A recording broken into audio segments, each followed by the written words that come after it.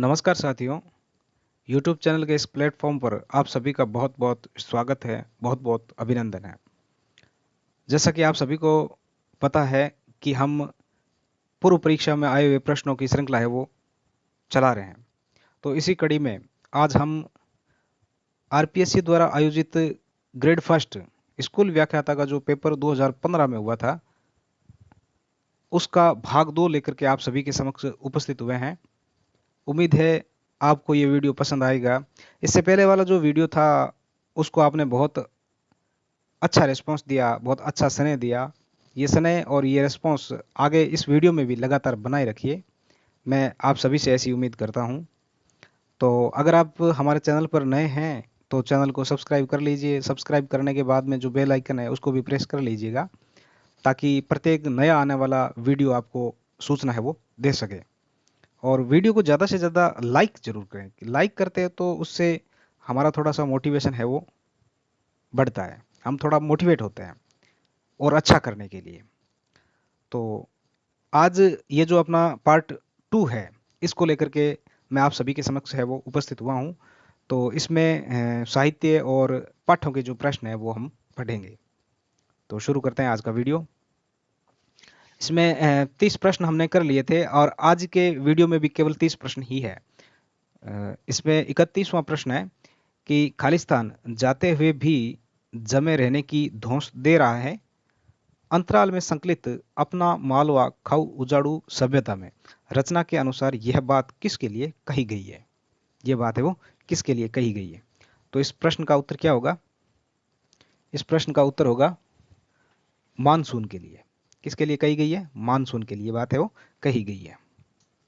अगला प्रश्न है, खालिस्तान मेरे लिए पोशाकों की तुलना में ज्यादा मायने रखती है। मेरे लिए पोशाकों की तुलना में ज्यादा मायने रखती है। वितान 2 में संकलित डायरी के पन्ने रचना के अनुसार लेखिका ने इस प्रसंग में किस वस्तु का उल्लेख किया, यानी ये किस वस्तु की ओर इंगित कर रही है कि मेरे लिए ये पोशाकों की तुलना में ज्यादा महत्व रखती है। तो ये जो वितान भाग 2 में संकलित डायरी के पन्ने, इस पाठ का ये एक कथन है, इसका हमें वो बताना है। तो इस प्रश्न का उत्तर क्या होगा? आपने अब तक गेस कर लिया होगा। तो इस प्रश्न का उत्तर है वो 32 नंबर जो प्रश्न है, इस प्रश्न का उत्तर हो जाएगा विकल्प नंबर 2। क्षमा कीजिए, इस प्रश्न का उत्तर है वो उत्तरमाला में विकल्प नंबर 4 है। तो इस प्रश्न का उत्तर है वो 4 नंबर दिया हुआ है। अगला प्रश्न है, डायरी के पन्ने रचना के अनुसार मानव जाति की निरंतरता को बनाए रखने का श्रेय किसे है? मानव जाति की निरंतरता को बनाए रखने का श्रेय है वो किसे जाता है? तो इस प्रश्न का उत्तर है वो विकल्प नंबर 3 हो जाएगा। स्त्री जाति को है वो मानव जाति की निरंतरता को बनाए रखने का श्रेय वो जाता है किस रचना के आधार पर? डायरी के पन्ने। तो आपको कमेंट बॉक्स में ये बताना है कमेंट करके कि ये जो डायरी के पन्ने है ये रचना है वो किसकी है, इसके लेखक कौन है, लेखक लेखिका जो भी है इनके लेखक है वो कौन है। तो 33 नंबर प्रश्न का उत्तर हो जाएगा आपके विकल्प नंबर 3। 3 नंबर विकल्प है उसका सही उत्तर हो जाएगा।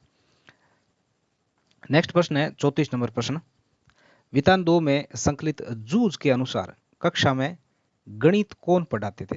गणित है वो कौन पढ़ाते थे? तो गणित कौन पढ़ाते थे? आपने ये पाठ पढ़ा होगा अब तक। तो इस प्रश्न का उत्तर हो जाएगा आपके 1 नंबर विकल्प, मंत्री मास्टर है वो गणित पढ़ाते थे। मंत्री मास्टर है वो गणित पढ़ाते थे। आपको इस प्रश्न से संबंधित उत्तर ये करके कमेंट बॉक्स में बताना है कि ये जो जूझ पाठ है, इस जूझ पाठ के अनुसार कौन से मास्टर जी जो थे वो कक्षा अध्यापक थे? कौन से जो मास्टर थे वो कक्षा अध्यापक थे? तो ये प्रश्न है वो आज का आपको बताना है कमेंट बॉक्स में कमेंट करके। अगला 35 नंबर प्रश्न है, लेकिन उन अधूरे पायदानों पर खड़े होकर अनुभव किया जा सकता है कि आप दुनिया की छत पर हैं, वहां से आप खालिस्तान झांक रहे हैं। अतीत में दबे पांव रचना के अनुसार इस प्रसंग में कहां पर झांकने की बात है वो कही गई है। तो ये रचना है कौन सी? अतीत में दबे पांव। इस रचना के अनुसार इस प्रसंग में कहाँ पर झांकने की बात है वो कही गई है। तो 35 नंबर जो प्रश्न है इसका उत्तर हो जाएगा विकल्प नंबर 2, इतिहास के पार झांकने की बात है वो कही गई है। तो बहुत गहराई से प्रश्न ये पूछा गया है, तो इस तरीके से हमें है वो आगे के प्रश्नों का तैयार है वो करना है। नेक्स्ट अगला जो प्रश्न है ये साहित्य से संबंधित प्रश्न है। बिसलदेव रासो की नायिका का नाम क्या है? बिसलदेव रासो की नायिका का नाम क्या है? बिसलदेव जो रासो रचना है ये नरपति नालाह की रचना मानी जाती है। किसकी? नरपति नालाह की रचना है वो मानी जाती है। इसकी नायिका के बारे में हमें बताना है। तो इस रचना के अंदर जो नायिका थी वो नायिका थी राजमती। क्या थी? राजमती नायिका है वो मानी जाती है। अगला प्रश्न है आपके 37 नंबर प्रश्न कि इनमें से किस विद्वान ने पृथ्वीराज रासो को प्रमाणिक ग्रंथ है वो माना है? तो पृथ्वीराज रासो जो रचना है ये चंद्रबरदाई की रचना मानी जाती है। चंद्रबरदाई की रचना है वो मानी जाती है। तो इस पृथ्वीराज रासो को लेकर के 3 मत है वो हिंदी साहित्य में निकल करके हमारे सामने आते हैं। 3 मत है वो इसमें मानते हैं कि एक तो ये मानता है कि ये जो रचना है वो अप्रमाणिक है प्रमाणिक है। और दूसरा मत मानता है कि ये बिल्कुल एकदम प्रमाणिक रचना है। जबकि तीसरा अलग ही कहता है कि ये रचना है वो अर्ध प्रमाणिक है। तो इनमें तीनों में अलग अलग विद्वान है वो हम देख लेते हैं। जैसे सबसे पहले जो अप्रमाणिक जो विद्वान है उनकी एक छोटी सी ट्रिक है, अगर आप याद रखना चाहो तो याद रख सकते हो कि ओझा मुंशी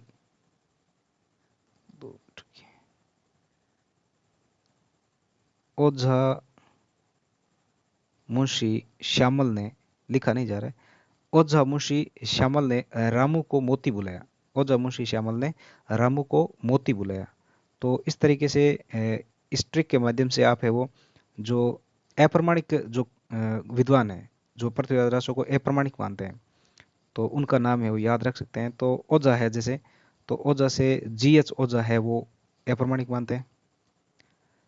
उसके बाद ओझा मुंशी, मुंशी के बाद में आप ओझा के बाद में मुंशी है, तो मुंशी के नाम से आप है वो देवी प्रसाद जो है, मुंशी देवी प्रसाद है, उनका नाम है वो याद रख सकते हैं। ओझा मुंशी श्यामल ने, श्यामल का पूरा नाम हो जाएगा कवि राजा श्यामल दास। ओझा मुंशी श्यामल ने रामू को, तो रामू जो शब्द है, रामू शब्द में रा अलग है और मुंह अलग है। तो रा से तो हो जाएगा आपके रामचंद्र शुक्ल और मुंह से हो जाएगा मुरारीदान। और रामू को मोती बुलाया, जो मोती है, मोती से हो जाएगा आपके मोतीलाल मेनारिया, मोतीलाल मेनारिया हो जाएगा। और बुलाया से, बुलाया जो शब्द है, बुलाया में जो बू है, बू से हो जाएगा डॉक्टर बुल्लर। ये सारे है वो पृथ्वीराज रासो को अप्रमाणिक रचना है वो मानते हैं। क्या मानते हैं? अप्रमाणिक रचना मानते हैं। इसके बाद में जैसे आपके अर्ध प्रमाणिक की अब बात करें, अर्ध प्रमाणिक में सबसे मोस्ट जो व्यक्ति उभर कर आते हैं वो HPD है। कौन है? HPD है, हजारी प्रसाद द्विवेदी है। वो इसको अर्ध प्रमाणिक रचना है वो मानते हैं। इसके अलावा अगर आप याद रखना चाहें तो जो मुनि जिन विजय है, मुनि जिन विजय है वो भी इसको अर्ध प्रमाणिक मानते हैं। उसके अलावा अगर सुनीति कुमार चटर्जी है, उनको अगर हम देखें तो सुनीति कुमार चटर्जी है, ये भी इसको अर्ध प्रमाणिक है वो मानते हैं। और दशरथ ओझा है, दशरथ शर्मा नहीं है, दशरथ ओझा है, दशरथ ओझा, ये भी इसको है वो अर्ध प्रमाणिक रचना मानते हैं। तो इस तरीके से ये अर्ध प्रमाणिक हो गए। इसके अलावा जो प्रमाणिक रचना इनको मानने वाले जो विद्वान हैं उनके अगर बात करें तो श्याम सुंदर दास, मिश्र बंधु, डॉक्टर ग्रियर्सन, मोहनलाल विष्णुलाल पांड्या और कर्नल टोड, ये सारे, नगेंद्र भी इनको प्रमाणिक मानते हैं। पृथ्वीराज रासो है जो पृथ्वीराज रासो को नगेंद्र भी प्रमाणिक मानते हैं। तो ये 3 श्रेणियों में है वो इसका विभाजन होता है। तो इस तरीके से आप इसको है वो याद रख सकते हैं। तो इस प्रश्न में पूछा है कि इसको प्रमाणिक ग्रंथ है वो किसने माना है? तो देखिए रामचंद्र शुक्ल है, इसको अप्रमाणिक मानते हैं। डॉक्टर बुल्लर है, ये भी इसको अप्रमाणिक मानते हैं, जैसा कि हमने ट्रिक में पढ़ा था। और GH ओझा है ये भी इसको अप्रमाणिक मानते हैं। तो जो श्याम सुंदर दास है ये इसको क्या मानते हैं, प्रमाणिक ग्रंथ है वो मानते हैं। श्याम सुंदर के अलावा अगर बात करें तो मिश्र बंधु है, ग्रियर्सन है, नगेंद्र है, मोहनलाल विष्णुलाल पांड्या है और कर्नल टोड है, ये सारे क्या मानते हैं, इसको प्रमाणिक ग्रंथ है वो मानते हैं। तो उम्मीद है आपको ये जो सूचना है, जो एक्स्ट्रा सूचना है वो पसंद आई होगी। तो अगला प्रश्न है आपके, आदिकालीन राष्ट्र साहित्य की प्रमुख प्रवृत्तियों से संबंधित कौन सा कथन है वो सही नहीं है। तो सही नहीं है वो है हमें बताना है। तो इस प्रश्न का उत्तर क्या होगा, चारों विकल्प एक बार देख लेते हैं, चारों विकल्प क्या कहते हैं, उस हिसाब से हमें प्रश्न का जायजा करेंगे। इस साहित्य में राष्ट्र प्रेम का सुंदर चित्रण है वो किया गया है।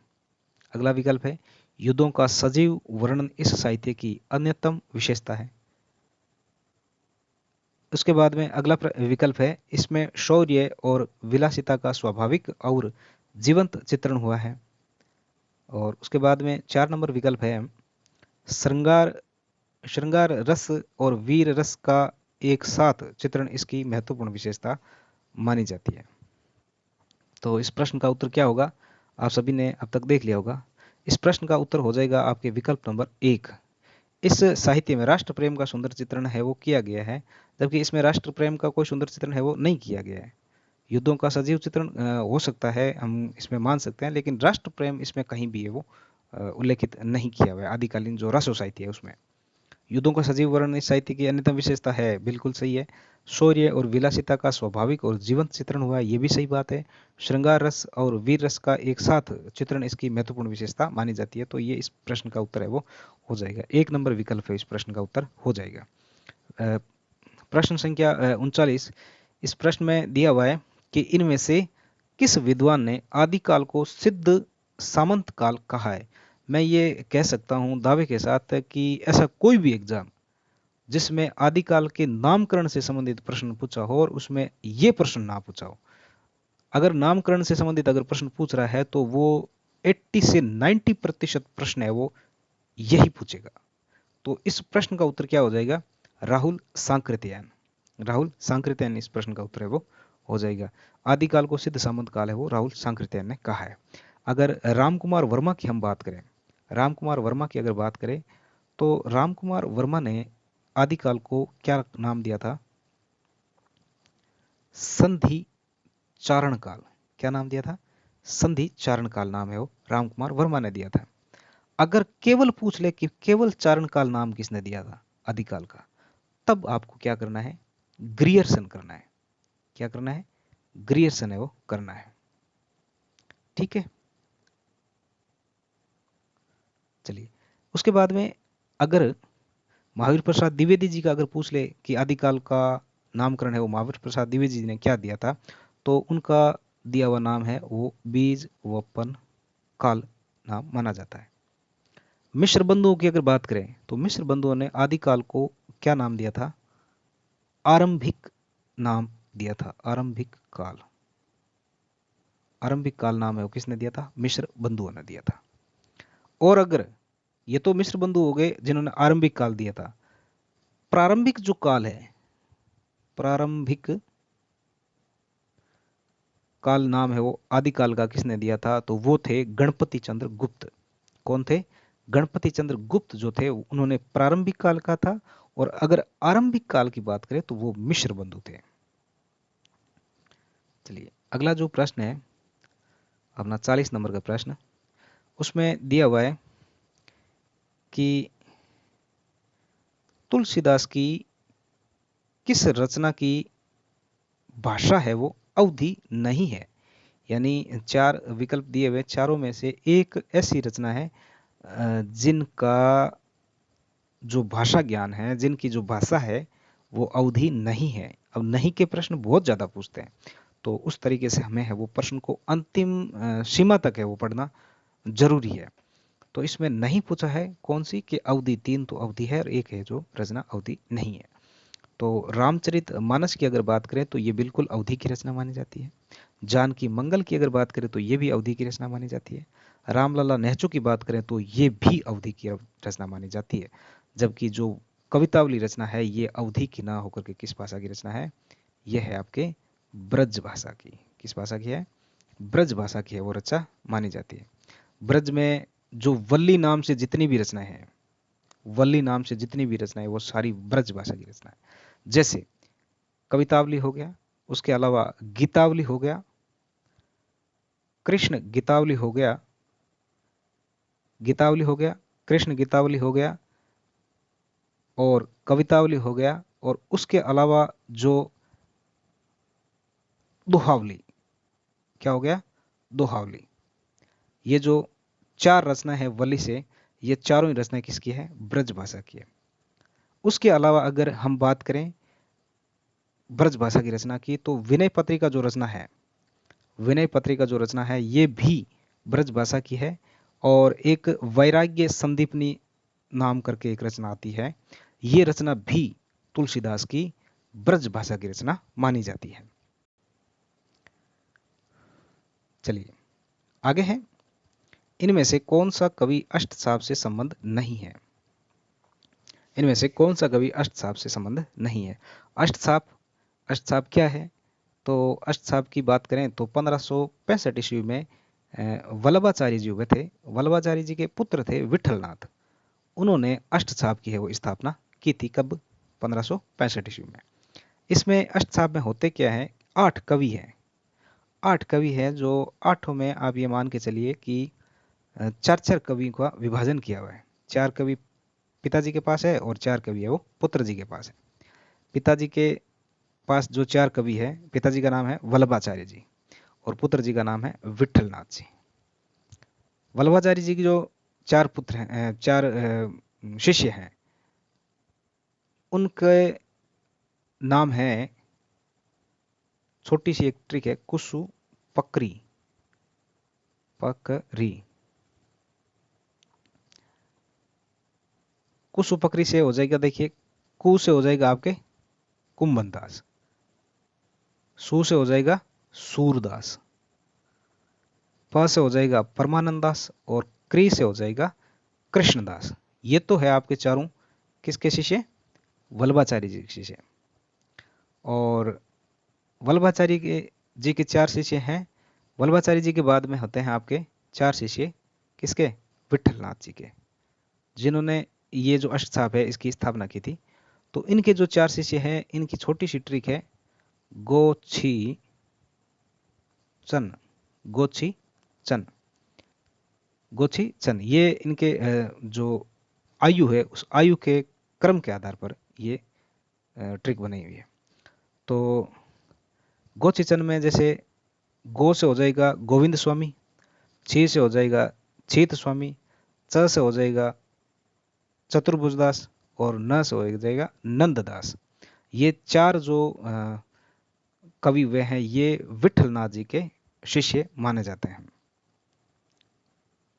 उसके बाद में अगला प्रश्न है, अच्छा ठीक है, इसमें प्रश्न का उत्तर है वो आपने बताया नहीं है, पूरी डिटेल बताने के बाद में। इसमें जो अष्टसाप है इससे संबंध नहीं है, तो परमानंद जी संबंध है, गोविंदास जी ये भी संबंध में है, कृष्णदास जी ये भी संबंध में है, जबकि नाभादास जी है ये वो इसका इनका संबंध है अष्टसाप से नहीं है। तो इस प्रश्न का उत्तर क्या हो जाएगा? 4 नंबर विकल्प है इसके प्रश्न का उत्तर हो जाएगा। इनमें से किस कवि का संबंध संत काव्य से नहीं है? संत काव्य से नहीं है, वो हमें है वो बताना है। तो अग्रदास जी, रैदास, कबीर और धन्ना, तो इनमें किसका संबंध है वो संत काव्य से नहीं है? तो वो अग्रदास जी है, इनका है वो संत काव्य से नहीं है। ये भक्ति काल की राम भक्ति शाखा के कवि है वो माने जाते हैं। किसकी? राम भक्ति कवि शाखा के कवि है वो माने जाते हैं। इसके बाद में अगला प्रश्न है आपके, महात्मा बुद्ध के बाद उत्तर भारत में सबसे बड़े लोकनायक तुलसी वे हैं, यह कथन किस विद्वान का है? ये कथन है वो किस विद्वान का है, ये हमें बताना है। तो महात्मा बुद्ध के बाद में उत्तर भारत में सबसे बड़े लोकनायक तुलसी वे, ये कथन क्या रामचंद्र शुक्ल का है, क्या ग्रियर्सन का है, या फादिर कामिल बुल्के का है, या एचपीडी का है?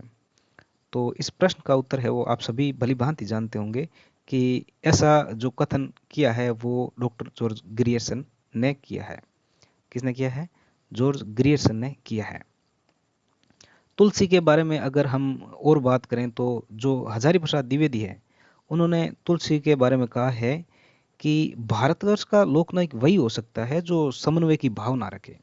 समन्वय की भावना रखे, समन्वय की भावना रखे, तो भारतवर्ष का लोकनायक वही हो सकता है जो समन्वय की भावना रखे। तो ये समन्वय की भावना का कवि तुलसीदास को किसने कहा है? तो वो हजारी प्रसाद द्विवेदी जी ने कहा है। अगर तुलसीदास के बारे में रामचंद्र शुक्ल की बात करें तो रामचंद्र शुक्ल जी जो थे, उन्होंने तुलसीदास जी के बारे में कहा था कि ये उत्तरी भारत की समग्र जो जनता है उसके हृदय मंदिर में पूर्व प्रतिष्ठा के साथ में विराजमान है। उनके हृदय मंदिर में पूर्व प्रतिष्ठा के साथ है वो विराजमान है। कौन? तुलसीदास जी। तो ऐसा है वो रामचंद्र शुक्ल कहते हैं तुलसीदास जी के बारे में। नेक्स्ट प्रश्न है 44 नंबर प्रश्न, निम्नलिखित रचनाकारों में से ललित ललाम के रचनाकार कौन है? ललित ललाम के रचनाकार है वो कौन है? ये इस प्रश्न का उत्तर है वो हमें बताना है। तो एकदम सीधा और सिंपल सा प्रश्न है कि ललित ललाम रचना के रचनाकार है वो मतीराम माने जाते हैं। चलिए अगला प्रश्न है, इनमें से कौन सी रचना देव की नहीं है? देव जो रीतिकाल के बहुत अच्छे कवि माने जाते हैं, लक्षण ग्रंथकार माने जाते हैं, तो इनकी रचना है वो नहीं है, वो ही हमें बतानी है। तो इसमें कौन सा इसका उत्तर हो जाएगा? 45 नंबर जो प्रश्न है, क्या रसमंजरी देव की है? नहीं है। का रस विलास, भवानी विलास, अष्टयाम? तो इस प्रश्न का उत्तर क्या हो जाएगा? तो इस प्रश्न का उत्तर हो जाएगा विकल्प नंबर 1। रस विलास देव की रचना है, भवानी विलास भी देव की रचना है, अष्टयाम भी देव की रचना है। अष्टयाम में 8 पहरों की जो इसमें विवरण मिलता है, तो अष्टयाम भी इनकी रचना मानी जाती है। लेकिन रस मंजरी रचना देव की नहीं है। तो आपके लिए ये प्रश्न है वो मैं छोड़ता हूं कि ये जो रस मंजरी रचना है, ये रचना किस कवि की है? उस कवि का नाम है वो आपको कमेंट बॉक्स में कमेंट करना है कि रस मंजरी रचना है वो किसकी है। नेक्स्ट प्रश्न है, इनमें से कौन सी रचना सेनापति की है? इनमें से कौन सी रचना है वो किसकी है? सेनापति की है। तो सेनापति की रचना के बारे में हमें बताना है। श्रृंगार निर्णय, कविकुल कल्पतरु, छंदमाला और कवित रत्नाकर। तो कौन सा विकल्प इसका सही उत्तर हो जाएगा? इसका विकल्प हो जाएगा विकल्प नंबर 4, कवित रत्नाकर है वो किसकी रचना मानी जाएगी? सेनापति की रचना है वो मानी जाती है। इसके अलावा अगर श्रृंगार निर्णय की बात करें तो ये श्रृंगार निर्णय है वो किसका है? भिखारी दास की रचना मानी जाती है। किसकी? भिखारी दास की रचना है वो मानी जाती है। उसके अलावा अगर कविकुल कल्पतरु की बात करें तो ये चिंतामणि की रचना मानी जाती है। चिंतामणि की रचना है वो मानी जाती है। उसके अलावा अगर छंदमाला की अगर बात करें तो छंदमाला रचना है वो कवि केशव दास की रचना मानी जाती है। कवि केशव दास की रचना मानी जाती है। इसके अलावा इनके जो कविकुल कल्पतरु है, इससे मिलती जुलती एक रचना और है जिसका नाम है कवि कुल कंठाभरण। कविकुल कंठाभरण, ये जो रचना है वो ये कवि दुल्ह की रचना है। किसकी है? कवि दुल्ह की रचना मानी जाती है, कविकुल कंठाभरण। तो 46। उसके बाद में अगला जो प्रश्न है प्रश्न संख्या 47। इसमें लिखा हुआ है कि भाषा भूषण ग्रंथ के रचयिता कौन थे? भाषा भूषण ग्रंथ के रचयिता है वो कौन थे?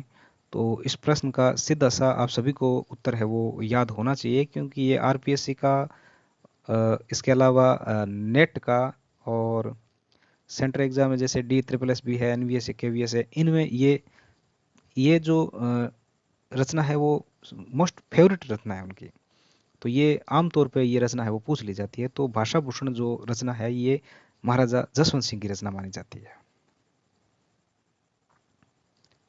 इनमें से अगला प्रश्न है, इनमें से कवि घनानंद से संबंधित कौन सा कथन सही नहीं है?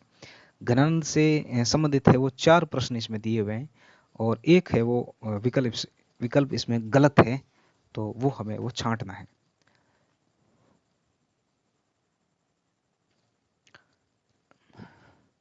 विकल्प 1 नंबर इसमें दिया है कि उनकी कविता तत्कालीन यानी उस समय की दरबारी कवियों से सर्वथा भिन्न थी। बिल्कुल सही है। उनकी जो रचनाएं, जो उस समय के जो दरबारी कवि थे, जो सारे दरबारों में राजा के आश्रय में रह करके उनकी चाटुकारिता में रचना करते थे, जबकि जो घनानंद थे वो एक अलग ही निष्पक्ष भाव से अपने मदमस्ती में अलग ही वो रचना है वो करते थे। तो ये समझ सकते हैं कि उनकी जो कविता थी उस समय की तत्कालीन दरबारी कवियों से सर्वथा है वो भिन्न थी। बिल्कुल सही चीज है। अगला विकल्प है वे प्रेम के पीर के कवि माने जाते हैं। बिल्कुल वो प्रेम के पीर के कवि थे। उनकी जो प्रेमिका थी जिसका नाम था सुजान, और सुजान नाम से उन्होंने कृष्ण को संबोधित करते हुए ये रचना है वो उन्होंने लिखी थी। तो ये प्रेम के पीर के कवि माने जाते हैं। उसके अलावा तीसरा विकल्प है भाषा की अभिधा शक्ति का सुंदर प्रयोग उन्होंने अपने काव्य में किया है। और अगला विकल्प है विरोधाभास उनका अत्यंत प्रिय अलंकार है। तो विकल्प 4 सही है, विकल्प 2 भी सही है, विकल्प 1 भी सही है, विकल्प 3 नंबर है इसमें गड़बड़ है। ये कह रहे हैं कि भाषा की अभिधा शक्ति का सुंदर प्रयोग इन्होंने किया है। बिल्कुल भी नहीं किया। इन्होंने जो भाषा थी इनकी भाषा में व्यंजकता थी। शुक्ल खुद कहते हैं शुक्ल खुद कहते हैं कि गणानंद उन विरले कवियों में थे जो भाषा में व्यंजकता बढ़ाते हैं। तो अभिधा का तो कोई सवाल ही पैदा नहीं होता है। शुक्ल जी खुद इनके बारे में कहते हैं कि ये भाषा में व्यंजकता बढ़ाने वाले कवि थे। तो अभिधा का तो कोई सवाल ही पैदा नहीं होता है। तो इस प्रश्न का उत्तर हो जाएगा 3 नंबर है वो विकल्प। चलिए अगला प्रश्न है, निम्नलिखित में से कौन सी रचना मुल्ला दाऊद द्वारा रचित है। मुल्ला दाऊद द्वारा रचित है वो रचना हमें बतानी है। तो मुल्ला दाऊद द्वारा रचित रचना है वो चंदायन मानी जाती है, जिसमें लोर और लोरिका है वो उनके प्रेमी प्रेमिका माने जाते हैं। और चित्रावली जो रचना है ये उस्मान की मानी जाती है। मृगावती है वो कुतुबन की रचना मानी जाती है। और मधुमालती है वो किसकी मानी जाती है, मंझन की रचना मानी जाती है। नेक्स्ट प्रश्न है, जायसी कृत पद्मावत के विषय में कौन सा कथन गलत है। गलत कथन है वो हमें बताना है। तो विकल्प 1 है कि तुलसीकृत मानस के अनुकरण पर जायसी ने भी इसमें दोहा चौपाई शैली का अपनाया है, यही गड़बड़ हो गई। जायसी जो थे उन्होंने दोहा चौपाई शैली में इस रचना को नहीं लिखा था। उन्होंने मसनवी शैली में रचित एक प्रबंध काव्य के रूप में पद्मावत को लिखा था। मसनवी जो शैली थी उसमें रचित एक प्रबंध काव्य के रूप में इसमें इस रचना को लिखा था, जिसमें कुल 57 खंड है वो माने जाते हैं। तो इस प्रश्न का उत्तर है वो 1 नंबर विकल्प हो जाएगा। इसके साथ साथ अगर हम बाकी को देखें तो ये एक प्रेमाखानिक काव्य माना जाता है। इसकी भाषा है वो ठेठ अवधी मानी जाती है। ये प्रश्न है वो बहुत महत्वपूर्ण प्रश्न है। इसमें जो डिटेल दी हुई है सारी महत्वपूर्ण है। संस्कृत विभाग का स्कूल व्याख्याता का जो पेपर आया था इसमें हूबहू ऐसा ही कुछ प्रश्न देखने को मिला था, जिसमें ये ठेठ अवधि वाला विकल्प है वो उसमें उत्तर था। तो इसकी भाषा है वो ठेठ अवधि मानी जाती है, ना कि संस्कृत निष्ठ अवधि। 4 नंबर इसमें है कि नागमती का वियोग वर्णन प्रवासजन्य विरह वर्णन के अंतर्गत आता है। चलो ये भी इसका प्रश्न है वो विकल्प है वो ठीक है। तो इस प्रश्न का उत्तर हो जाएगा विकल्प नंबर 1। 51वां प्रश्न है मीराबाई के संदर्भ में। तो मीराबाई से संबंधित कौन सा कथन सही नहीं है। सही नहीं है। तो इस प्रश्न को आरपीसी ने डिलीट कर दिया था। आरपीसी ने इस प्रश्न को डिलीट कर दिया था। तो इस प्रश्न को डिलीट करने का क्या कारण था वो वही जाने, लेकिन इसमें जो विकल्प है वो लगभग सारे मुझे सही लग रहे हैं। इस वजह से हो सकता है डिलीट कर दिया उन्होंने मुक्त भाव से सभी भक्ति संप्रदायों का प्रभाव ग्रहण किया है। बिल्कुल। उन्होंने लोक जीवन में रची बसी भाषा का प्रयोग किया है। जो उनके व्यवहार में आई थी उस भाषा का उन्होंने वो प्रयोग कर लिया था अपने काव्य में। अपने अधिकांश पदों में कृष्ण को बंशीधर, नंद, नंदन, श्याम सुंदर, गोपाल आदि नामों से भी याद इन्होंने किया है। और उनकी भक्ति है वो माधुरी भाव की मानी जाती है। प्रश्न संख्या 52, इनमें से किस मध्यकालीन संत भक्त कवि का राजस्थान से संबंध नहीं था। यानी राजस्थान से संबंध है वो 3 तो रखते हैं और एक है वो इन चारों में से एक है वो राजस्थान से संबंध नहीं रखता। तो कौन से संत भक्त थे वो जो राजस्थान से संबंधित थे और कौन से नहीं थे।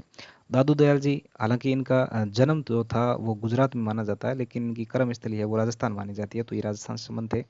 नागरीदास ये भी राजस्थान से थे। संत पीपा ये भी राजस्थान से थे, लेकिन जो मलुकदास जी जो थे ये कड़ा इलाहाबाद से माने जाते हैं। कहाँ से? कड़ा इलाहाबाद, वर्तमान प्रयागराज, जिसे जो उत्तर प्रदेश में स्थित है। तो ये कड़ा इलाहाबाद से माने जाते हैं मलुकदास जी। तो इस प्रश्न का उत्तर हो जाएगा 4 नंबर विकल्प। इनमें से कबीरदास से संबंधित कौन सा कथन गलत है? कबीरदास से संबंधित कौन सा कथन है वो गलत है, वो हमें छांटना है। तो इस प्रश्न के विकल्प देख लेते हैं कि वे निर्गुण ब्रह्म की उपासना करते थे। वो निर्गुण ब्रह्म की उपासना है वो करते थे, बिल्कुल निर्गुण ब्रह्म की उपासना करते थे। उन्होंने पुस्तक के ज्ञान की अपेक्षा अनुभवजन्य ज्ञान को अधिक महत्व दिया। उन्होंने कहा था कि पुस्तक में जो रचा बसा ज्ञान है वो जरूरी नहीं है कि आपने हृदय में ग्रहण कर लिया और उससे आप ज्ञानवान हो गए, नहीं। उन्होंने जो व्यक्ति को अनुभव के माध्यम से सीखा हुआ ज्ञान, उनके माध्यम से, उनके द्वारा या उनके नजरिए से अनुभवजन्य ज्ञान है वो ज्यादा महत्वपूर्ण था बजाय की पुस्तक के। तो कबीरदास जी इसका भी समर्थन करते हैं और निर्गुण ब्रह्म की उपासना भी वो करते हैं। उसके अलावा वे जाति, पंथ, धर्म, संप्रदाय आदि के भेदभाव का खंडन करते हैं। बिल्कुल इन सभी का वो खंडन है वो करते हैं। तो 3 विकल्प ये सही है, तो चौथा विकल्प है वो इसका ऑटोमेटिकली गलत हो जाएगा। वो पूजा पाठ को भक्ति के लिए आवश्यक मानते थे, कदापि नहीं मानते थे। पूजा पाठ का तो उन्होंने घोर विरोध किया है कबीरदास जी ने। तो इस प्रश्न का उत्तर हो जाएगा 4 नंबर विकल्प। नेक्स्ट प्रश्न है, रीतिकाल के नामकरण के संदर्भ में रीति शब्द किस अर्थ में प्रयुक्त हुआ है? रीतिकाल के नामकरण के संदर्भ में रीति शब्द है वो किस अर्थ में प्रयुक्त हुआ है, ये हमें वो बताना है। तो इस प्रश्न का सीधा उत्तर हो जाएगा विकल्प नंबर 2। रीति शब्द है वो अलंकार, रस, गुण, ध्वनि, नायिका भेद आदि काव्य शास्त्रीय प्रणालियों पर आधारित रचनाएं हैं। तो इस आधार पर है वो रीति शब्द का अर्थ है वो प्रयुक्त हुआ है, रीतिकाल के नामकरण के आधार पर। तो 54 नंबर जो प्रश्न है, इस प्रश्न का उत्तर हो जाएगा 2 नंबर विकल्प। प्रश्न संख्या 55, इनमें से महाकवि बिहारी और उनकी सतसई से संबंधित कौन सा कथन सही नहीं है? कौन सा कथन है वो सही नहीं है बिहारी और सतसई से संबंधित? तो इसमें इन्होंने कहा है कि प्रकृति का आलम्बन रूप में चित्रण उनकी बहुत बड़ी विशेषता है। जहाँ तक मेरा मानना है कि बिहारी जी जो थे उन्होंने प्रकृति के आलम्बन रूप को छोड़ करके प्रकृति का जो उद्दीपन रूप है उसके ऊपर उन्होंने बहुत ज़्यादा है वो फोकस किया था। तो उनकी रचनाओं में उसकी जो बिहारी सतसई जो रचना है उसमें उन्होंने प्रकृति के उद्दीपन रूप में चित्रण है वो किया है।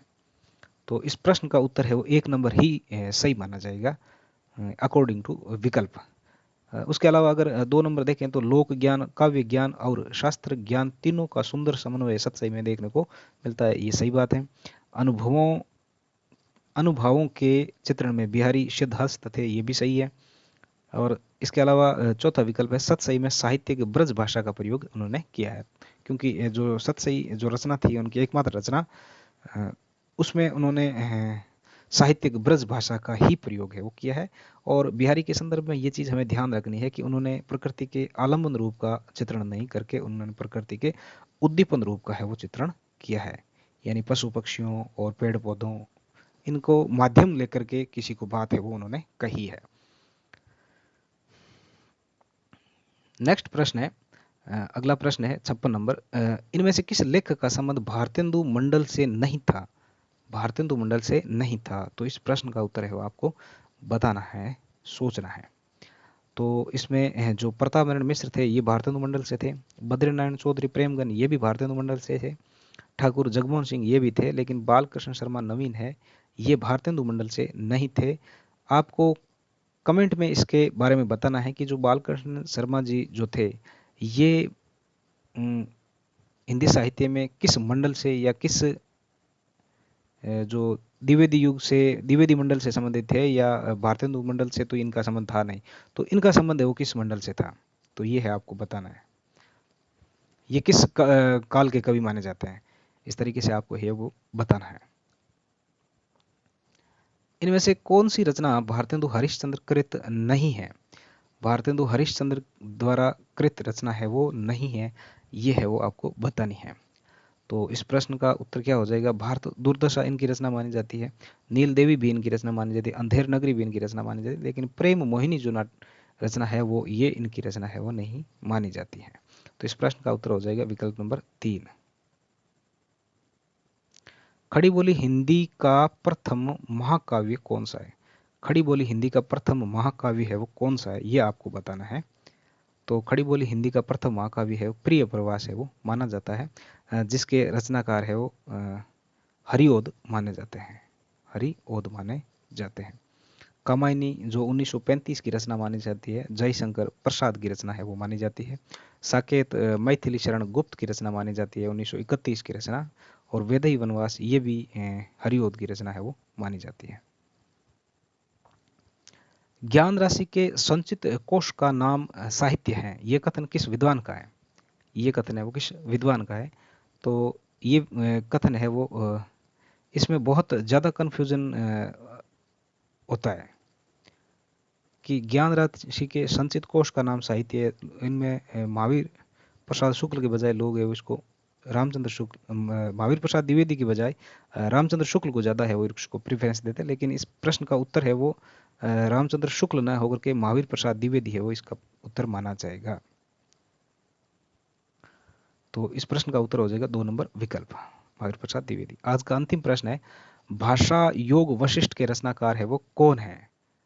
तो इस प्रश्न का उत्तर हो जाएगा विकल्प नंबर 1, राम प्रसाद निरंजनी है वो भाषा योग वशिष्ठ के रचनाकार है वो माने जाते हैं।